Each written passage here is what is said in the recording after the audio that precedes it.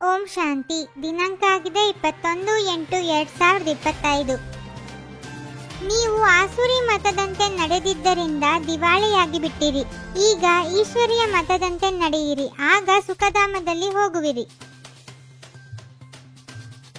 ತಂದೆಯೊಂದಿಗೆ ಇದೇ ಭರವಸೆಯನ್ನಿಡಬೇಕಾಗಿದೆ. ನಾವು ತಂದೆಯ ಮೂಲಕ ಪವಿತ್ರರಾಗಿ ನಮ್ಮ ಮನೆ ಮತ್ತು ರಾಜಧಾನಿಯಲ್ಲಿ ಹೋಗಬೇಕಾಗಿದೆ. ಕೃಪೆ ಅಥವಾ ಆಶೀರ್ವಾದದ ಮಾತೇ ಇಲ್ಲ. ಪತಿತರಿಂದ ಪಾವನ ಮಾಡಲು ಬಂದಿದ್ದೇನೆ. ಈಗ ನಾನು ನಿಮಗೆ ಇಂತಹ ಕರ್ಮವನ್ನು ಕಲಿಸುತ್ತೇನೆ, ಯಾವುದರಿಂದ ವಿಕರ್ಮಗಳಾಗುವುದಿಲ್ಲ. ಈಗ ಮನೆಗೆ ಹೋಗಬೇಕಾಗಿದೆ. ತಂದೆಯು ಕರೆದುಕೊಂಡು ಹೋಗಲು ಬಂದಿದ್ದಾರೆ.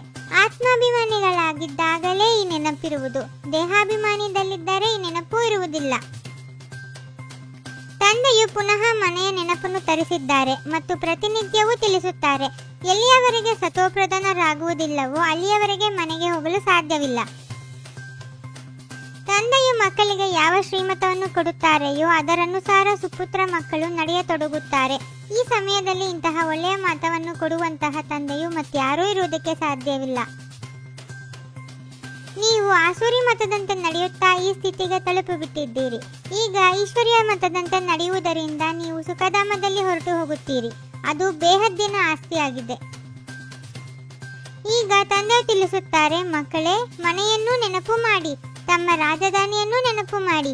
ಈಗ ಪಾತ್ರವು ಮುಕ್ತಾಯವಾಗಲಿದೆ. ಈಗ ಮನೆಗೆ ಹಿಂತಿರುಗಿ ಹೋಗಬೇಕಾಗಿದೆ. ಸತ್ಯಯುಗದಲ್ಲಿ ಕರ್ಮವು ಅಕರ್ಮವಾಗುತ್ತದೆ. ರಾಮನ ರಾಜ್ಯದಲ್ಲಿ ಕರ್ಮವು ವಿಕರ್ಮವಾಗುತ್ತದೆ. ಈಗ ತಂದೆಯು ಧರ್ಮಶ್ರೇಷ್ಠ ಕರ್ಮಶ್ರೇಷ್ಠವನ್ನಾಗಿ ಮಾಡಲು ಬಂದಿದ್ದಾರೆ. ಈಗ ಶ್ರೀಮತದಂತೆ ಕರ್ಮಶ್ರೇಷ್ಠ ಮಾಡಿಕೊಳ್ಳಬೇಕು. ಯಾವುದೇ ಭ್ರಷ್ಟ ಕರ್ಮವನ್ನು ಮಾಡಿ ದುಃಖವನ್ನು ಕೊಡಬಾರದು. ಇದು ಈಶ್ವರಿಯ ಮಕ್ಕಳ ಕೆಲಸವಲ್ಲ.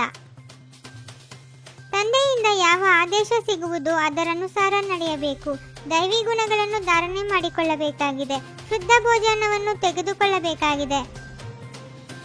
ತಂದೆಯು ತಿಳಿಸುತ್ತಾರೆ, ನಾನೀಗ ನಿಮ್ಮನ್ನು ಜಾಗೃತಗೊಳಿಸಲು ಬಂದಿದ್ದೇನೆ. ಅಂದ ಮೇಲೆ ಶ್ರೀಮತದಂತೆ ನಡೆಯಿರಿ. ಎಷ್ಟು ನಡೆಯುವಿರೋ ಅಷ್ಟು ಶ್ರೇಷ್ಠರಾಗುವಿರಿ.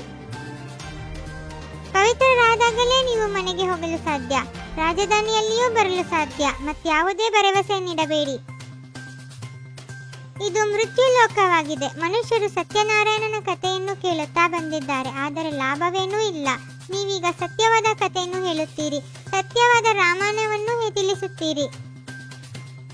ತನ್ನನ್ನು ಆತ್ಮನೆಂದು ತಿಳಿದು ತಂದೆಯನ್ನು ನೆನಪು ಮಾಡಿ ಮತ್ತು ಸರ್ವ ಸಂಬಂಧಗಳನ್ನು ತ್ಯಜಿಸುತ್ತಾ ಹೋಗಿ. 8 ಗಂಟೆಗಳ ಸಮಯ ನೆನಪಿನಲ್ಲಿರಬೇಕಾಗಿದೆ. ನಿಮಗೆ ತಿಳಿದಿದೆ, ಆತ್ಮದಲ್ಲಿ ಇಡೀ ಸೃಷ್ಟಿ ಚಕ್ರದ ಜ್ಞಾನವು ತುಂಬಿದೆ. ತಂದೆಯೂ ಸಹ ಪರಮಧಾಮದ ನಿವಾಸಿಯಾಗಿದ್ದಾರೆ. ನಾವು ಅಲ್ಲಿನ ನಿವಾಸಿಗಳಾಗಿದ್ದೇವೆ. ಈಗ ದಿನದಿಂದ ರಾತ್ರಿಯಲ್ಲಿ ಬಂದಿದ್ದೇವೆ, ಮತ್ತೆ ದಿನದಲ್ಲಿ ಹೋಗಬೇಕಾಗಿದೆ. ತಂದೆಯು ನಿಮ್ಮನ್ನು ಸ್ವದರ್ಶನ ಚಕ್ರಧಾರಿಗಳನ್ನಾಗಿ ಮಾಡಿದ್ದಾರೆ. ತಂದೆಯನ್ನು ನೆನಪು ಮಾಡಿ ಮತ್ತು ಮಧುರರಾಗಿ. ನಿಮ್ಮ ಗುರಿಯೂ ಸನ್ಮುಖದಲ್ಲಿದೆ. ತಂದೆಯು ವಕೀಲರಿಗೂ ವಕೀಲನಾಗಿದ್ದಾರೆ. ಎಲ್ಲ ಜಗಳಗಳಿಂದ ಬಿಡಿಸುತ್ತಾರೆ. ಶ್ರೀಮತದಂತೆ ಈಗ ಪ್ರತಿಯೊಂದು ಕರ್ಮವನ್ನು ಶ್ರೇಷ್ಠ ಕರ್ಮ ಮಾಡಬೇಕಾಗಿದೆ. ಯಾರಿಗೂ ದುಃಖವನ್ನು ಕೊಡಬಾರದು. ದೈವಿ ಗುಣಗಳನ್ನು ಧಾರಣೆ ಮಾಡಿಕೊಳ್ಳಬೇಕಾಗಿದೆ. ಸದಾ ಹರ್ಷಿತರಾಗಿರಲು ಸ್ವದರ್ಶನ ಚಕ್ರಧಾರಿಗಳಾಗಬೇಕಾಗಿದೆ. ಎಂದು ಉಪ್ಪು ನೀರಾಗಬಾರದು. ಎಲ್ಲರಿಗೆ ತಂದೆಯ ಪರಿಚಯ ಕೊಡಬೇಕಾಗಿದೆ.